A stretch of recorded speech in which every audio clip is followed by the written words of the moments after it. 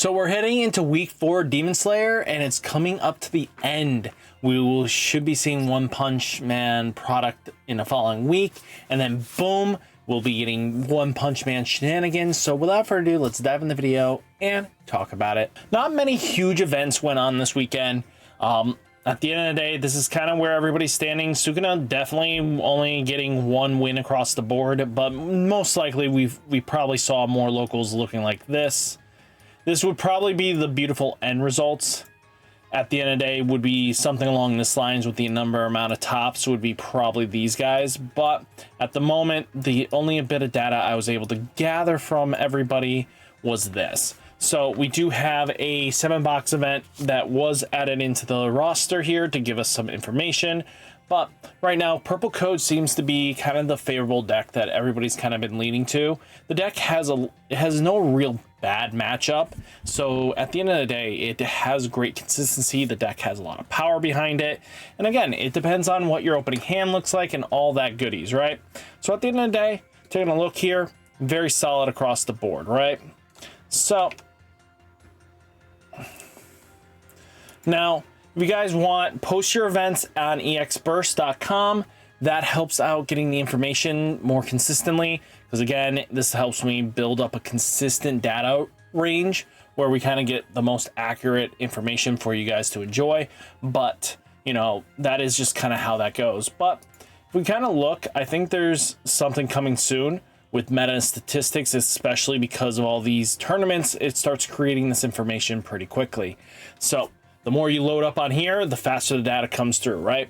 So there's also using the Facebook group, competitive decks, posting it there. I'll be able to snag your list, or even better yet, if you use hashtag Union Arena Tops in Twitter or Instagram, and I'll be able to find your decks. So without further ado, let's get in the video though and get further in. So here's just a basic Sukuna list. Most players are on just 2 of the Sukuna. It just makes a lot of sense, right? Nothing too crazy out of the ordinary here. It's just how the deck plays with 2 more marvelous shrines, especially if you see the shrines, it just goes burr, right? There's nothing out of the ordinary with this deck that is just very commonplace. Now, we do have Purple Code being Purple Code shenanigans, and it's just how this goes, right? You know, this one's where this kind of gets in the weird spot, right? This is usually seen at 3 to 4 in most lists, but a lot of players have been teching up to bring this girl up to 3. You know, just how it goes. I love how buy matters too. I like having checkmate in there. It's a very interesting spicy tech. Maybe people will get on it more, but 2 Collins to search out your raids. It's a love-hate relationship with a lot of players. Now, here is from this boy here from Nerd Games 1K first place. I wish I could get the information from the whole event, but apparently this was all, they only place the first and second place list, which was Purple Code, and with 3 Collins in there, that's a very unique status point. A lot of players do not do 3, but hey, you know what? If you feel like it's comfortable enough to get your Gurins that comfortably, I don't know, that's a hit or miss with me. I don't know if that's actually the way you want to go, because bottom decking a lot of your pieces, again, searching out stuff really helps out, yeah, if you have multiple targets, right? Now, we do have another Lelouch. This one is playing the 2-drop action, the 4 color cost 2 actions. This one helps make it so that when you do your Gawain turn, it just minuses the board, right? Then you have Ogi, just being Ogi in the list. It's just been seeing very commonplace to see Ogi. Now, we do have another one. This one's a pretty shiny Purple Code Gias. This is more stock standard list that you kind of come to know, with just 2 Ogis in it. Now, this one is playing Reed, which is very interesting. Look at the top of your deck, place it at the top or bottom of your deck. Not a bad 0 cost, right? Being able to basically scry your top card of your deck sometimes gives you a good amount of information that might come up for later uses. Now, we do have a more flexy version of the deck, and a lot of players build up for their flex, so it's not terrible looking, right? Just keep an eye out on this. Purple Code seems to be where it's at, right? Now, we do have this list here. I don't know why we're at 5 of this boy.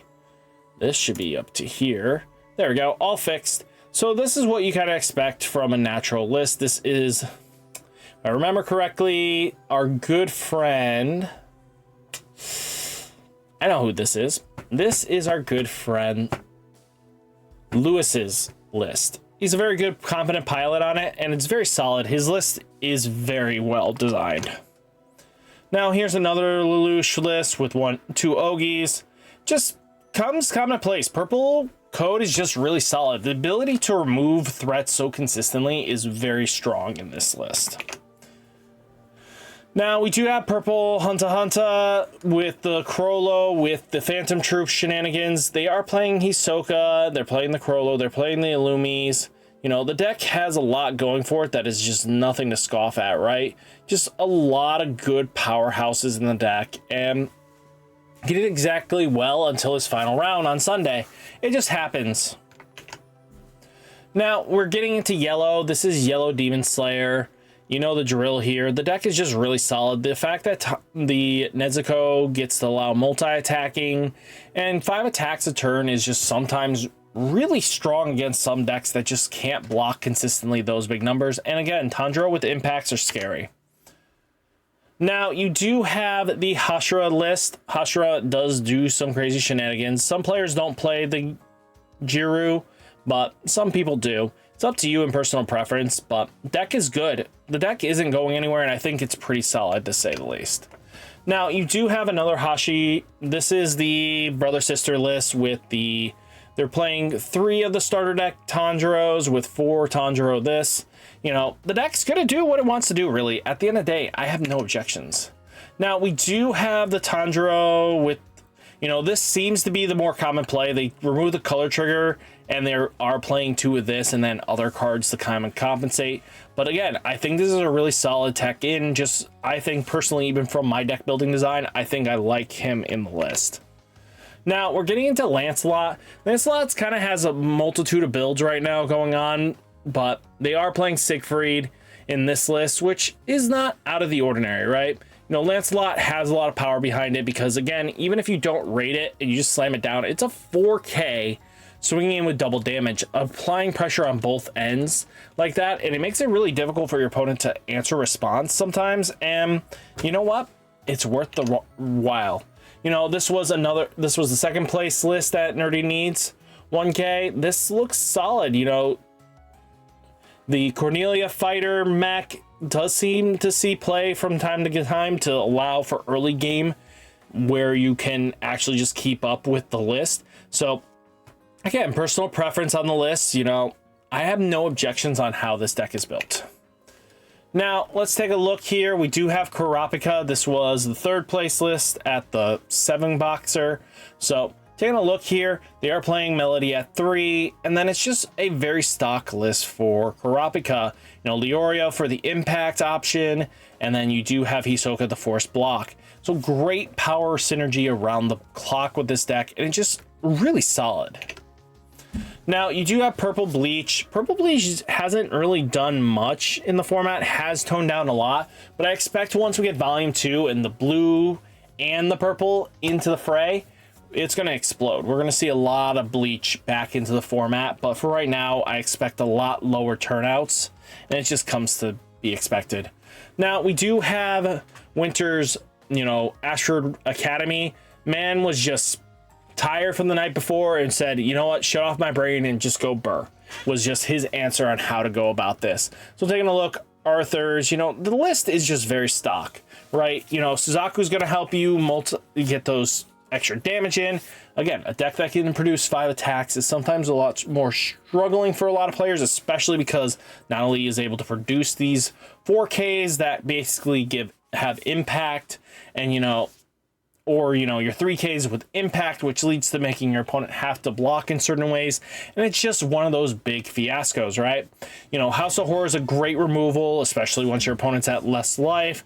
You know, no color triggers needed in this list, but the deck is quite strong. Just the aggression it gives is what you need. But all in all, guys, it does take a look at what we're doing, and I'm really excited to see where it goes from here. So guys, what do you think of the video? Let me know down in the comments. Hit that like button, hit that subscribe button, stay safe, stay healthy, and I'll catch you next one. Peace.